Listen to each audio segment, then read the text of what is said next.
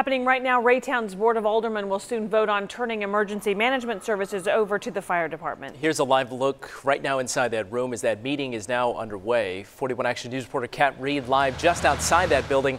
And so, Kat, I understand this proposal has created a lot of talk, huh?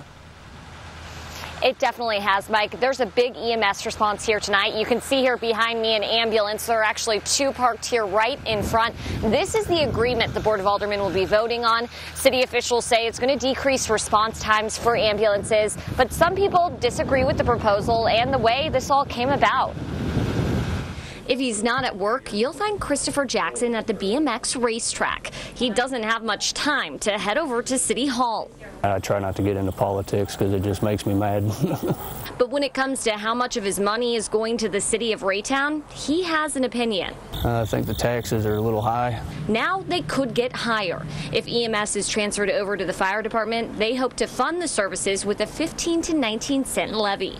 For a property worth $50,000, that means up to $19 a year. Discussions about a transfer began in May, but the news came as a surprise to many current EMS employees who only received a memo on September 13th. Documents that result in questions and questions and more questions. At a Board of Aldermen meeting last week, the president of the union that represents both firefighters and paramedics sounded off, slamming the city for a lack of transparency.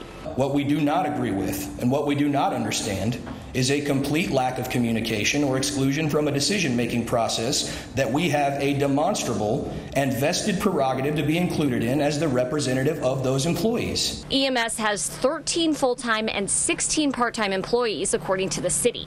They would need to complete fire training first, but would receive hiring preference in the fire protection district. But current EMS director Doug Jonassy told the board his department hasn't had any chance to respond to the plan. Many facts and figures cited this afternoon are in error. Voters would still need to approve the transfer and the levy. And right now, Jackson isn't buying a tax increase. And if they keep going, I will sell my house and leave the city. So the Raytown Fire Protection District Board of Directors is also meeting right now. If both bodies approve this transfer, it would go into effect on November 17th. But then, of course, as I mentioned, it would still need to go before voters, as would that levy. Reporting live in Raytown, Kat Reed, 41 Action News.